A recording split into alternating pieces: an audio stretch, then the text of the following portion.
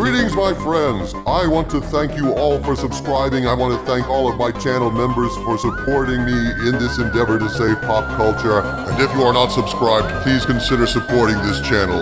We need you. Thank you. Greetings, my friends. I am Dictor Van Doomcock, the future ruler of Earth, and I bring you joyous tidings today from behind the magic curtain. At long last, it appears from multiple sources that Kathleen Kennedy has finally finished at Lucasfilm come June, but as good as this news is, it gets better, folks, because it appears that when Kennedy walks out the door, she'll have plenty of company as the axe finally falls on her loyal cronies, including the idiots in the Lucasfilm story group who have participated in the destruction of Star Wars. I have some very interesting rumors about what's been happening behind the scenes at Lucasfilm, including news of Kathleen Kennedy's latest efforts to hold on to power and avoid being removed from her lofty position, an effort that I'm told has failed utterly. The firing of Susan Arnold following the firing of Bob Chapek has set certain plans into motion, and now finally it appears that Disney is waking up to the extreme damage done to their business model, their franchises, and their perception as a wholesome family company by the public at large. The question is it too late to redeem Disney even with a purge of the woke elements inside Lucasfilm? And how much lower can the stock drop before the mouse keels over? It's certainly too late, dude. It took Disney decades of great family-friendly entertainment to create the level of public goodwill they enjoyed. But now in a few short years of exposed woke agendas to insert LGBTQ plus content and indoctrination into children's programming, an attempt that might have worked if only the movies and shows themselves hadn't sucked so badly, Disney has completely tarnished their reputation. And once that happens, it's very hard to erase that negative perception. I mean, look at this blue fairy, dude. This is the face of Disney now. I agree, Harvey. Trust once betrayed is not easily regained. Parents used to trust Disney to babysit their kids in front of the TV. Parents didn't need to carefully review what their kids were watching on Disney to make sure it wasn't brainwashing them into a particular political mindset. They could just leave Timmy and Susie in front of the TV while they worked. But those days are gone, and with it, public goodwill. Similarly, ending Kathleen Kennedy's reign of terror at Lucasfilm is too little, too late at this point. After all, she managed to all but utterly destroy Star Wars, she killed Willow off in one horrible season, and she's taken a massive whack at the Indiana Jones piñata, hoping to burst it open and rain down fanboy tears all over the party. Only time will reveal how bad Indiana Jones 5 is, though next week I'll have an update on the reshoots that are going on, and there is some cause for optimism that the leaks I reported have forced them to radically change what Kathleen Kennedy wanted to do to Indy, but that's another video for next week.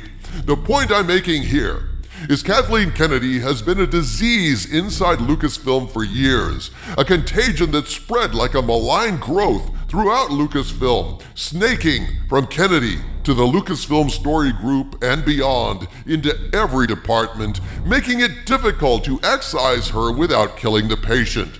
However, at last it appears that Bob Iger is finally ready to strike, and that strike is going to completely change the face of Lucasfilm, according to sources. At this point, I must state that what I'm about to present to you is information provided to me from various sources claiming knowledge of the situation, but since I cannot personally verify this information, I am presenting it as rumor, and I ask you to please take it with a grain of salt. Salt away, Doomcock.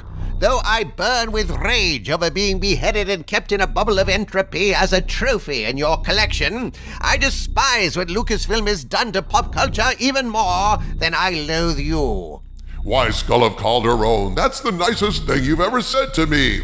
You're welcome. Don't get used to it. That Kennedy is headed out the door seems at this point to be fairly well established, but pray, tell us what you've learned about this so-called Lucasfilm purge that's coming. Is Iger finally growing some cojones? Will the bleeding finally be staunched? Okay, I'm going to try to pull together a bunch of disparate information from various sources here to paint a picture, and I hope you good people out there in the audience will follow along. According to my Hollywood spies, one of our best sources has provided us with an update that ties into something I was told Wednesday on Pop Culture Breakdown. According to my spies, quote, "Through all of this, our sources maintained that KK was out. Her contract wasn't renewed, it was extended because of Indy 5, unquote." So what this source is saying is, Kennedy has been on very shaky ground since this extension, which was misinterpreted by the public as a renewal. As part of the deal to keep her happy and have her march out the door quietly in an orderly fashion when her time comes, Kennedy was simply allowed to stick around just long enough to get Indy 5 out the door, at which time she would, to coin a phrase, fade out. It would be a low-key transition to get her the hell out of there, shutting the barn door after the horses have all run away and been slaughtered for dog food. But nevertheless, there it is.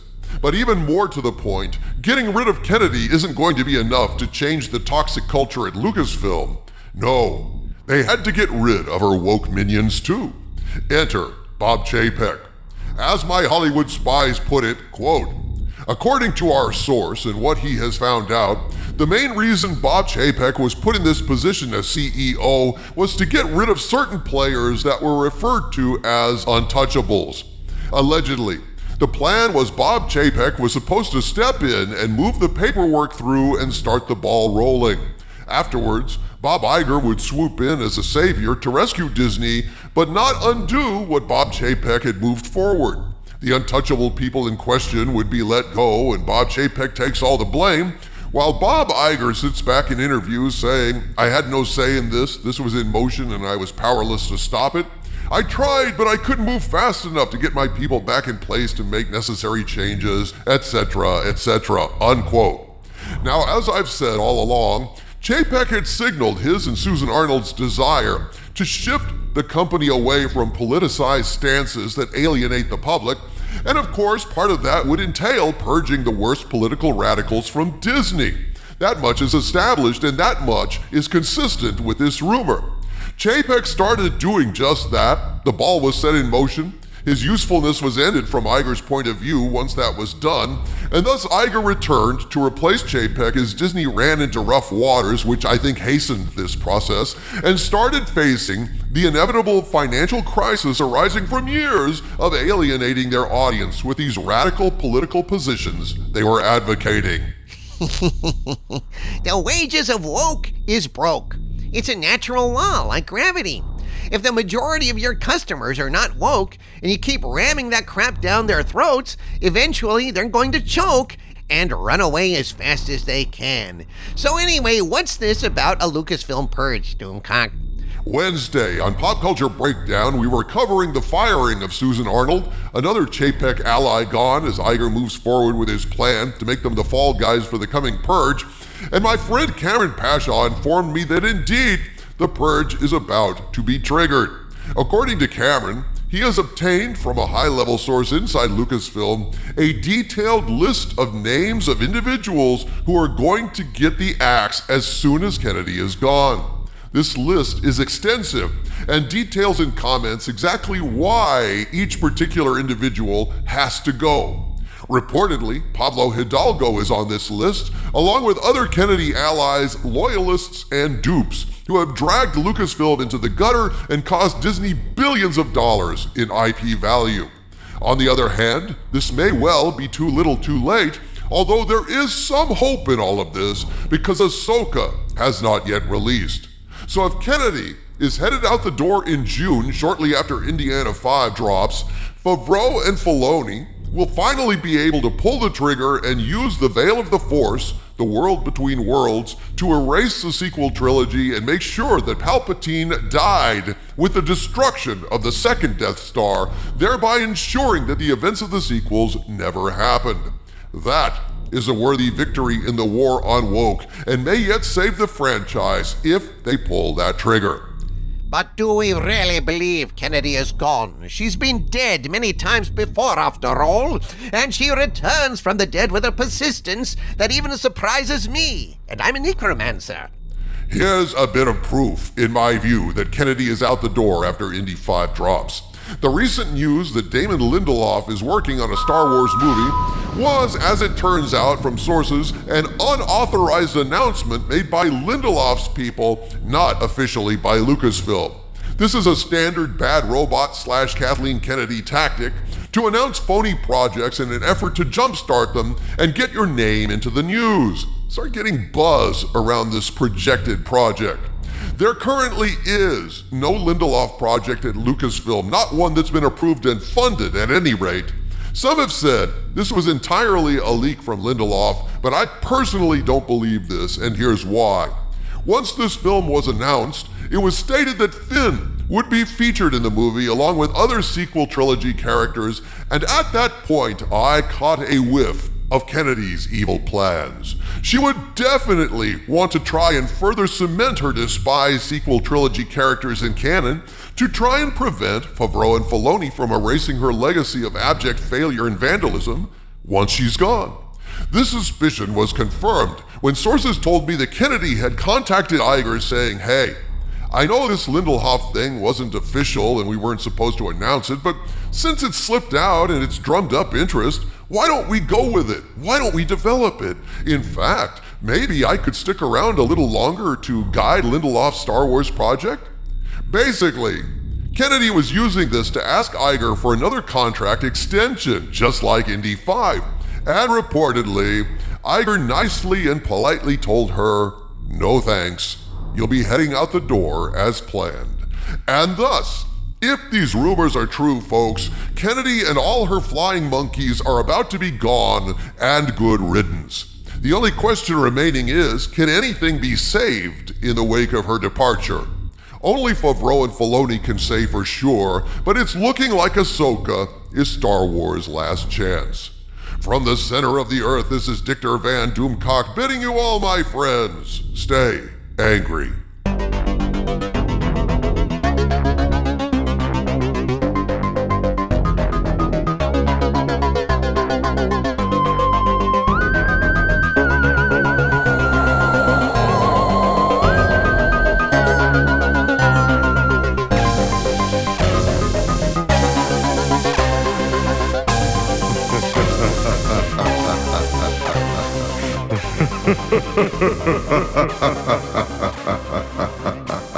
Ha ha ha ha ha.